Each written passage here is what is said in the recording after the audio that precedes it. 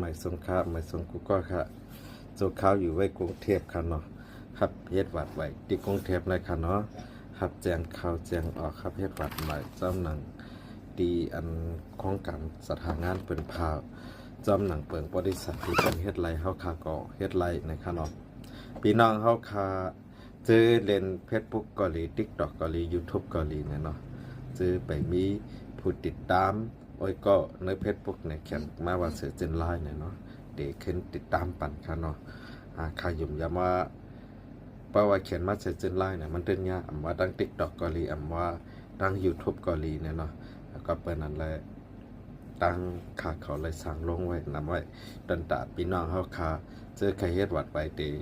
มาสอกเต่าหาญาเฮาคานั่นน่ะเนาะเสือเจนไลน์ย้อนเปว่าเพชรอันไรสร้างกว่านั้นมันไกลก่อยอันนั้นก็ถูกเป็นเฮียค่าจักกว่าเจอได้นะเนาะ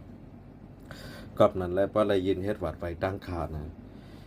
ป้าปุ่งแตงเพชรขาก่อยนะให้เขียนว่าเสือเจนไลน์น่ะญาอันมันได้ญาอันกันเนาะกันในเสือเจนไลน์ญาเนี่ยเพชรพงเจ้าเก่านั้นมันไล่เล็กใต้ไหนเขียนก็ว่า0877325905นะมันได้ญาอยู่ก็นั้นแหละใครลาดพี่น้องไอ้ก็เฮาคาเจอมายืนวัดไว้ตั้งเฮาคาและสังเนาะหนังคือบ่ได้มีลองมั่นใจลองยุ่มใจนั่นนะแต่ว่าแต่ญาเหรียญญาเก้านั่นแหละมีค่ะเนาะอยู่ที่กาขันมันน่ะก็เฮาคาเตรียมลงไว้แต่ต่อหลีหนาวค่ะตั้งเฮาคาในเฮ็ดวัดมาเนี่ยเก็บไว้600เนาะเดี๋ยวก็กาขันอยู่ที่ 8,100 เพราะไทยประวัติ4ของเนี่ยก็8,700เนี่ยเนาะเพราะในพอขึ้นเฮ็ดพาสปอร์ตเนี่ยก็กาขันอยู่ที่7,000เนี่ยนะเฮาคาละร้อยตายโตค่ะเฮาคามีการย้อนเพิ่ม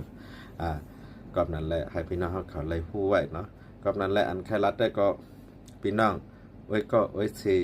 ซื้ออันเล่น Facebook TikTok YouTube นะซื้อไปมีก็เนี่ยก็จอยติดตามไว้ปันอันนั้นก็ตึกหาทาง Facebook มาใหม่ตึกหาทาง TikTok มาใหม่ก็ใครไล่ผู้ติดตามเนี่ยแขนก็ว่าเสือเจนไลน์เนี่ยตั้งเลยนะงั้นเดี๋ยวมีพี่น้องไอ้ก็เขาเดี๋ยวไล่ผู้ติดตามนำขึ้นมาเนาะว่าค่ะเดี๋ยวก็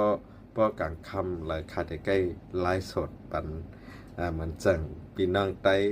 มาอุบกับอุบมวนกันเนี่ยพิดหม้อกันเนี่ยจากกะเจ้าในเนาะเขาเจ้าในเขาเป็นไว้ก็กันย้อนเปว่าพี่น้องไต้เขาเลยใจเจ้งเลยไว้ก็คิดเล่าขี้ยาเนี่ยมาง่ากันให้มาสร้างกระแสมาสร้างให้ลองปืนเพะตรงวงเจือนเป็นสงมุดเกียกนั่นให้ปลายญาเขาเนี่ยจากกว่าเจ้าในคันเนาะเอาคางยินหลิงยินจ้องค่ะมาส่งค่ะบ๊ายบาย